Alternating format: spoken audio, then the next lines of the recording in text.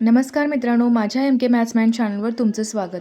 आज आपण पोलीस भरती 2022, 23, 24मध्ये विचारले जाणारे सर्वात कठीण प्रश्न घेणार आहोत. चॅनलवर नवीन आणि पहिल्यांदाच असाल तर सबस्क्राईब करायला विसरू नका. कारण आपण आपल्या चॅनलवर पोलीस भरतीसाठी अंकगणिताची तयारी करून घेत असतो आणि छोट्या ट्रिक्सही देत असतो. चला तर मग सुरुवात करूया. प्रश्न क्रमांक 1. एका मुलाला 8 याप्रमाणे चॉकलेट वाटल्यास शेवटच्या मुलाला 6 चॉकलेट कमी पडतात. 30 चॉकलेट प्रत्येकाला 7 याप्रमाणे वाटल्यास शेवटच्या मुलाला 1 चॉकलेट जास्त मिळते, तर कमीत कमी एकूण किती चॉकलेट होते? तर हा प्रश्न आपण पर्यायावरून सोडवणार आहोत. ऑप्शन ए मध्ये काय दिले? 50 चॉकलेट आहेत. कमीत कमी 50 चॉकलेट होते. आता एका मुलाला 8 याप्रमाणे चॉकलेट वाटल्यास म्हणजेच आता 50 डिवाइड काय करायचं आपण? 50 भागिले 8 करायचं. 8 संग काय होणार आहे? 48 होणार आहे. म्हणजे प्रत्येक मुलाला 8 याप्रमाणे वाटल्यास 6 मुलांना काय होणार आहे? प्रत्येक मुलाला 8 चॉकलेट असे 6 मुले होतील. तर शेवटच्या मुलाला 6 चॉकलेट कमी पडतात. आता 8 संग 48 झाले आणि शेवटच्या मुलाला किती मिळणार मग? 50 वजा 48 2. म्हणजेच काय होतात? प्रत्येकाला 8 मिळतात, पण शेवटच्या मुलाला काय होतात? 6 कमी पडतात. म्हणजेच ऑप्शन पहिली कंडिशन सॅटिस्फाईड होते इथं. दुसरी काय? 30 चॉकलेट प्रत्येकाला 7 याप्रमाणे वाटल्यास. आता 50 चॉकलेट आहेत आपल्याकडं. प्रत्येकाला 7 वाटल्यास असं 7 चॉकलेट एका मुलाला 7 किती होणार? दिले आहे 50 चॉकलेट. तर प्रत्येकाला जर 7 दिले, 7 याप्रमाणे वाटल्यास 7 सकम किती होणार? 42 होणार आणि 50 चॉकलेट वजा 42 चॉकलेट 8 शिल्लक राहणार. म्हणजेच शेवटच्या मुलाला 1 चॉकलेट जास्त मिळणार. 7 अधिक 7 मिळणार 6 मुलांना आणि शेवटच्या मुलाला 1 मिळणार. त्यामुळे ऑप्शन ए आपलं उत्तर असेल. क्रमांक 2. एका वृत्तचितीचे वक्र पृष्ठफळ 176 सेमी आहे. वृत्तचितीची उंची 1 सेमी असल्यास त्रिज्या काढा. आता वृत्तचितीज म्हणजे काय? तर सिलेंडर असते. ही काय असणार आहे? त्रिज्या असणार आहे आणि ही असणार आहे त्याची उंची. आता याचं फॉर्म्युला काय आहे? वृत्तचितीचे वक्र पृष्ठफळ. वृत्तचितीचे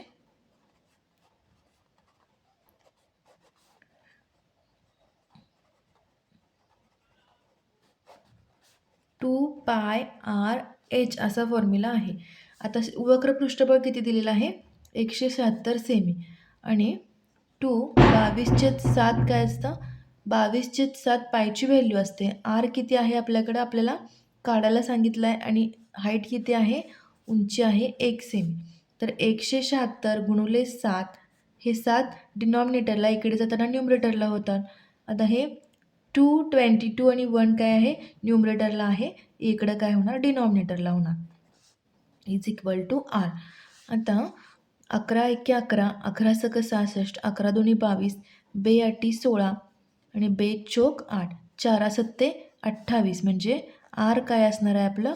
28 सेमी आपली काय असणार आहे? या सिलेंडरची वक्र पृष्ठफळ म्हणजेच काय? सिलेंडरचं काय असणार आहे? त्रिज्या असणार आहे. पर्याय क्रमांक बी आपलं उत्तर असेल. प्रश्न क्रमांक 3.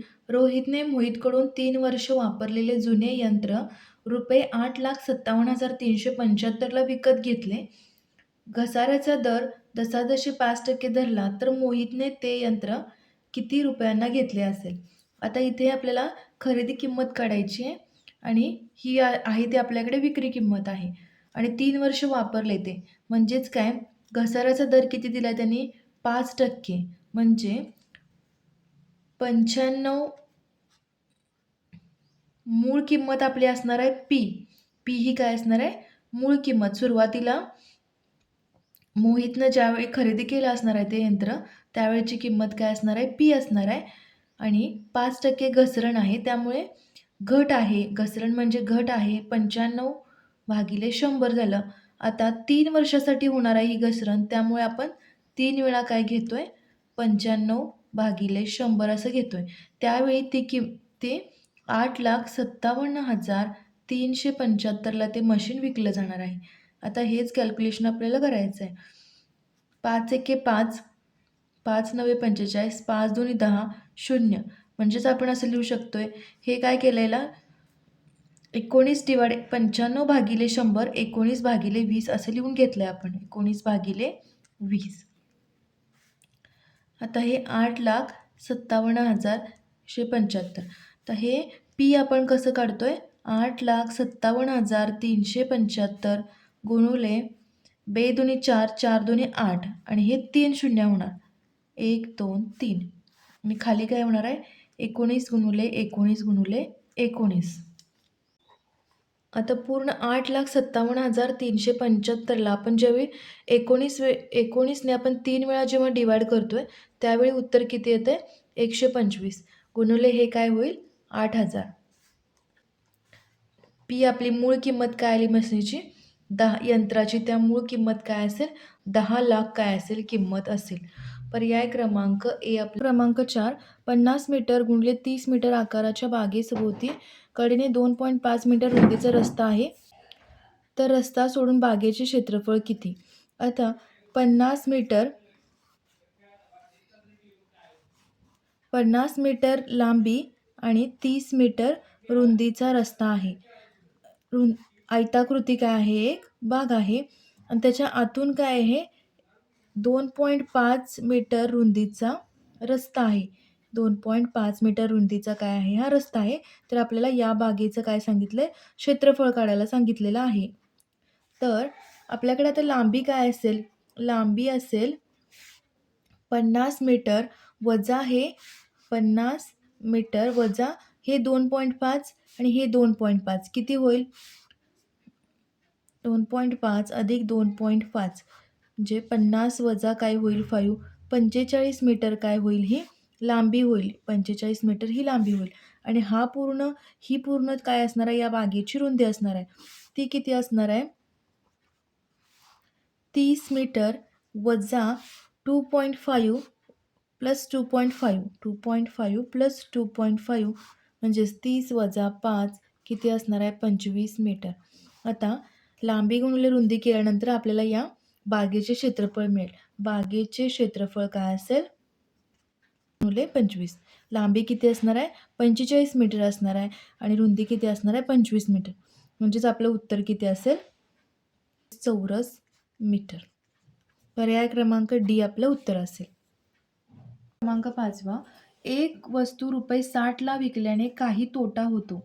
ती वस्तू ₹95ला विकली तर त्या तोट्याच्या पाऊणपट नफा होतो. तर खरेदी किंमत किती? आता ऑप्शनवरून जाऊया आपण. आता ए ऑप्शनमध्ये काय आहे? ₹70 खरेदी किंमत आहे. खरेदी किंमत किती आहे? 70. आता एक वस्तू 60ला विकल्याने काही तोटा होतो. म्हणजेच खरेदी किंमत आहे 70.